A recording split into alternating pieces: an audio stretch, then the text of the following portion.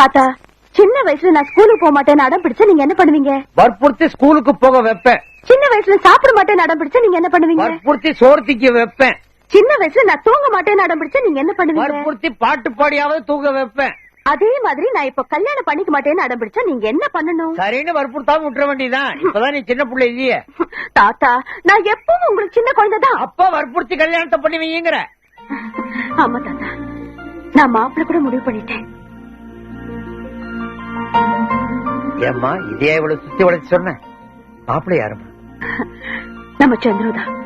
சாட்சி சொல்றதுக்காக ஜெயில இருந்து கூட்டிட்டு வந்தேனே, அதே சந்திரதான். ஏன் தாத்தா, அடிக்கடி ஜெயிலுக்கு போனவர்னு நினைக்கிறீங்களா? இல்லம்மா, சுப்ரீம் கோர்ட் தீர்ப்பு விட என் பேத்தியோட முடிவு கரெக்டா இருக்கும் நம்புறவன் தான்.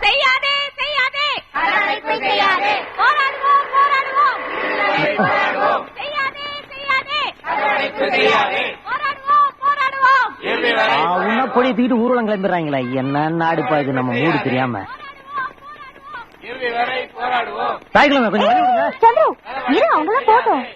என் காதல் குறுக்க இந்த நாடே வந்தாலும் சரி, இந்த சந்திர தயங்க மாட்டான், பூந்துருவான். சார், சந்திர கூட வர்றது உங்க பொண்ணு மாதிரி இல்ல? வழிவிடுங்க தாய்க்குவே. Hello hello hello, good morning தலைவா. என்ன பந்தோபஸ்தா? என்ன தெரியும் இறங்கிட்ட? ஓ மரியாதையா? இவர் நமக்கு ரொம்ப தெரிஞ்ச இன்ஸ்பெக்டர்மா, ரொம்ப க்ளோஸ். சாரி தலைவா, இவங்க யாருன்னு சொல்ல மறந்துட்டேன். இவங்க நம்ம உட்பி வருங்கால மனைவி தேவி. சார கும்பிட்டுக்கோ, இவர் உனக்கு அப்பா மாதிரி இல்ல? அப்பா மாதிரி இல்லடா, அப்பாவே தான். ஆமா, ஒரிஜினல் நைனா. இனிமே அவனோட உன்னை பார்த்தேன் நான் மனுஷனா இருக்க மாட்டேன். அதான் ஏன்னு கேக்குறேன். நீ தகுதி இல்லாத ஒரு தருதல பையனை காதலிச்சா அதுக்கு நான் தலை ஆட்டணுமா? அவரோட தகுதி இல்லாதவர் இல்ல, படிச்சவரே, நல்லவரே, நாணயமானவரு. இத படிச்சு பார். எத்தனை கேஸ்ல அவன் பேர் இருக்கானு, எத்தனை தடவை இந்த லாக்கப்ல இருந்திருக்கானு இவங்களை கேட்டுப்பார்.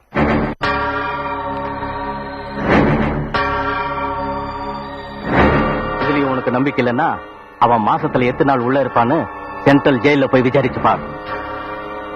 நல்லா யோசிச்சு பார்த்துட்டு என்ன பண்ணலான்னு நீயே முடிவு பண்ணு.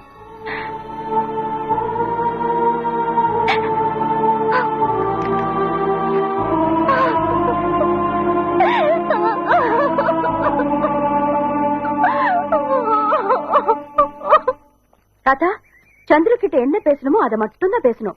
முக்கியமா பகவத்கீதையை பத்தி பேசவே கூடாது. திருப்பி திருப்பி இதே எத்தனை வாட்டி சொல்லுவோமா? எவ்வளவு பக்குவமா கேக்குற பாரு. இத பாருப்பா சந்துரு, என் பேத்தி உன்னை காதலிக்கிறா, கல்யாணத்தை போச்சுக்கிறான் நறுக்குன்னு கேட்டுற. ஐயோ தாத்தா, இப்படி படிச்சுன்னு கேட்க கூடாது, கொஞ்சம் பாலிஷா கேட்கணும். ஆனா பகவத்கீதை பத்தி நான் பேசக்கூடாது. Yes. ஒருவேளை சந்துருவை பேச ஆரம்பிச்சாரு வச்சுப்பா. இந்த பாருப்பா, கல்யாணம் தவிர வேற ஒண்ணுமே பேசக்கூடாது நீ அப்படின்னு சிட்டா சொல்லிட்டா. கல்யாணத்தை எப்போ வச்சுக்கிறான்னு அவனே கேட்க போறான்னு. ஓகே ஓகே வாங்க தாத்தா, போன் அடிக்குது, பாத்துட்டு வரேன். போகும்போ மணி அடிச்சா நல்ல தோணும். அது பாட்டு அடிச்சா நம்ம பாட்டு போவா. நான் எந்த கொலையும் செய்யல, நீங்க வேற எதையோ மனசுல வச்சுக்கிட்டு என் மேல வீணா பழி சுமத்துறீங்க. ஏயா பாத்துக்கிட்டு இருக்கீங்க? ஜீப்பு கொண்டு வாங்க.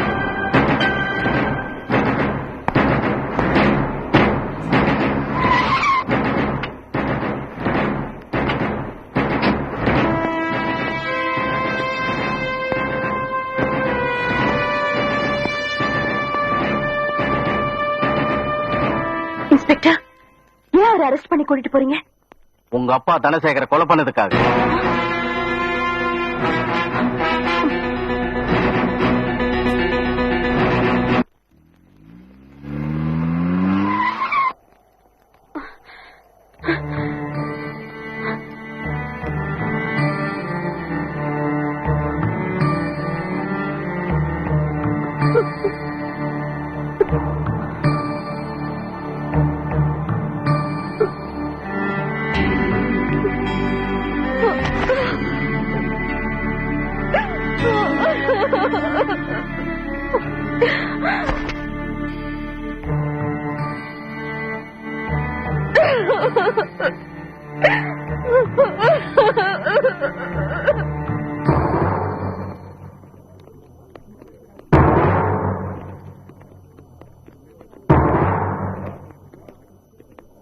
இந்த கொலைக்கு எனக்கும்.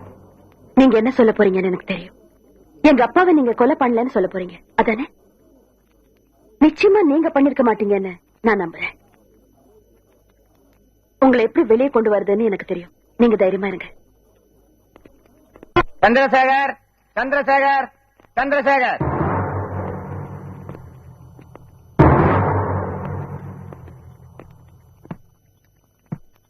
மிஸ்டர் சந்திரசேகர், தொழிலதிபர் தனசேகரை கடத்திக்கிட்டு போய் அவரை கொலை பண்ணாதான் உங்க மேல குற்றம் சாட்டப்பட்டிருக்கு. குற்றத்தை நீங்க ஒத்துக்கிறீங்களா? அப்புறம் நான் கொலை பண்ணல யுவர் ஆனர். நீங்க பண்ணலேங்கிறதுக்கு ஏதாவது ஆதாரம் இருக்கா?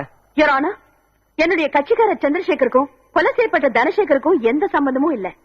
அவரை முன்ன பின்ன பார்த்ததில்ல, பழகினதில்ல, பேசுறதில்ல. அப்படி இருக்கும்போது அவரை கொலை செய்ய வேண்டிய அவசியம் இவருக்கே வந்தது? அதைத்தான் நானும் கேட்கிறேன், அவருக்கு ஏன் அந்த அவசியம் வந்ததுன்னு. யுவர் ஆனர், இவர் விசாரிக்கிறதுக்கு முன்னால ஒரு விஷயத்தை நம்ம மறந்துடக்கூடாது.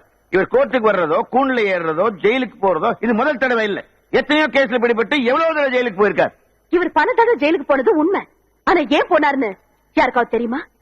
எம்ஏ படிச்சு எந்த வேலையும் கிடைக்காம, ஒருவேளை சோத்து கூட கஷ்டப்பட்டு பழிக்கிறதுக்கு வேற வழியே தெரியாம, வெறும் 500க்கும் 1000க்கும் யாரும் செஞ்ச தப்பெல்லாம் இவர் செஞ்சதை ஒத்துக்கிட்டு ஜெயிலுக்கு போனாரு. எம்ஏ படிச்சவரு கோர்ட்டுக்கு வர்றத கேவலமா நினைக்காம, ஜெயிலுக்கு போறத அசிங்கமா நினைக்காம, வெறும் 500க்கும் 1000க்கும் பல தடவை ஜெயிலுக்கு போயிருக்கும் போது இன்னும் அதிகமான பணத்துக்கு ஆசைப்பட்டு ஏன் தனசேகரனை கொலை செஞ்சிருக்க கூடாது?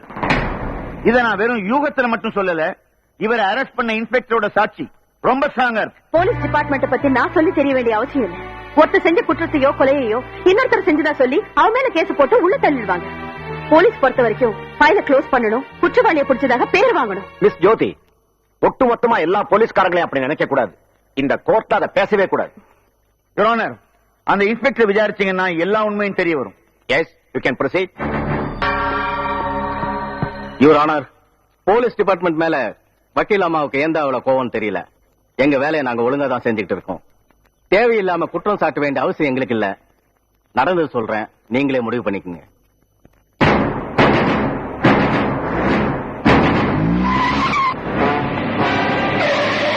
எச்சரிக்கை, இந்த பில்டிங் சுத்தி ஏராளமான போலீஸ் ரவுண்ட் அப் பண்ணிருக்கு. இங்கிருந்து யாரும் தப்பிக்க முடியாது. மரியாதையா தனசேகர் எங்க கிட்ட ஒப்படைச்சிட்டு நீங்க எல்லாரும் சரண்டர் ஆயிடுங்க. நான் மறுபடியும் வார்ன் பண்றேன், தனசேகர் எங்க கிட்ட ஒப்படைச்சிடுங்க.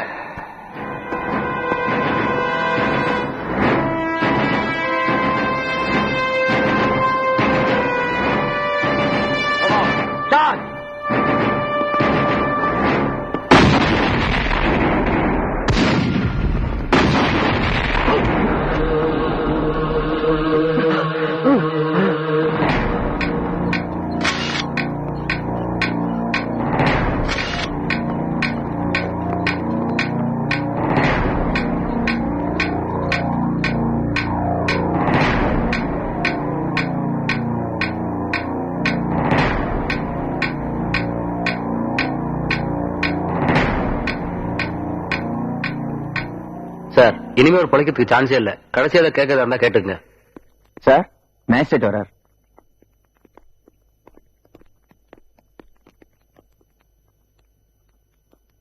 மிஸ்டர் ஜீவா, இப்ப நீங்க கொடுக்க போற மரண வாக்குமூலத்தை வச்சுதான் குற்றவாளியை கண்டுபிடிக்க முடியும்.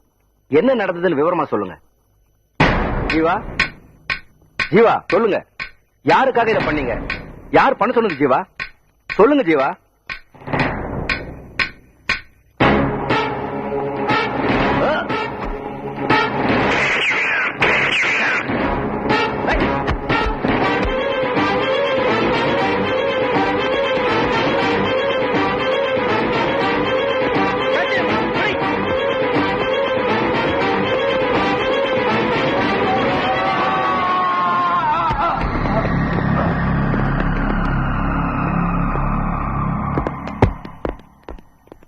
டாக்டர், நல்ல வேலை அவருக்கு ஒண்ணும் ஆகல.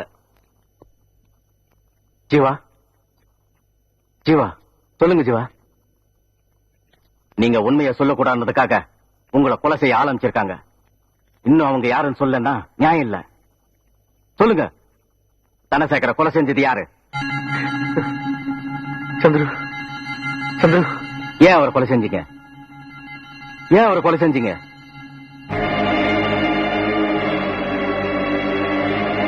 யுவர் ஆனர், வீடியோல ரெக்கார்ட் பண்ண ஜீவாவோட மரண வாக்குமூலத்தை ஏற்கனவே கோர்ட்ல சப்மிட் பண்ணிருக்கோம். மிஸ்டர் ஜீவா, இப்ப நீங்க கொடுக்க போற மரண வாக்குமூலத்தை வச்சுதான் குற்றவாளியை கண்டுபிடிக்க முடியும். என்ன நடந்ததுன்னு விவரமா சொல்லுங்க. ஜீவா சொல்லுங்க. யாருக்காக இதை பண்ணீங்க?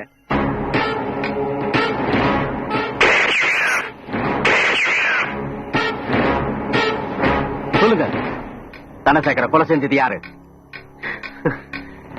சந்துரு, சந்துரு. யுவர் ஆனர், மரண வாக்குமூலம் கொடுத்தவரு இவர் பேர் மட்டும்தான் சொல்லிருக்காரு. வேற எந்த விவரமும் சொல்லல. அப்படி இருக்கும்போது இவர்தான் அவரை கடத்திட்டு போய் கொலை பண்ணாருன்னு எப்படி உறுதியா சொல்ல முடியும்? வக்கீலம்மா சொல்றது ரொம்ப வேடிக்கையா இருக்கு. அவங்க கேசட்டை சரியா பாக்கலன்னு நினைக்கிறேன். இன்ஸ்பெக்டர் கேட்ட கேள்விக்கு அவர் தெளிவா பதில் சொல்லியிருக்காரு. இன்னும் அவர் பல டீடைல் சொல்லியிருப்பாரு. அதுக்குள்ள உயிர் போயிருச்சு. அது மட்டுமில்ல யுவர் ஆனர், சாக போறவங்க எவ்வளவு மோசமான ஆட்களா இருந்தாலும் சாக போற நேரத்துல பொய் சொல்ல மாட்டாங்கிற நம்பிக்கையில தான் மரண வாக்குமூலத்தை அப்படியே ஏத்துக்கணும்னு சட்டம் உண்டாச்சு. வக்கீலம்மா மரண வாக்குமூலத்தை தப்புங்கிறாங்களா இல்ல சட்டத்தையே தப்புங்கிறாங்களா?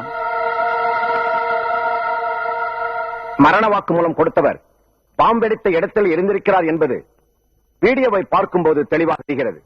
எனவே வாக்குமூலத்தை கண்ணால் பார்த்த சாட்சியாக ஏற்றுக்கொண்டு சந்திரசேகர் தான் கொலை செய்தார் என்று முடிவு செய்து அவருக்கு ஆயுள் தண்டனை விதித்து தீர்ப்பளிக்கிறேன்.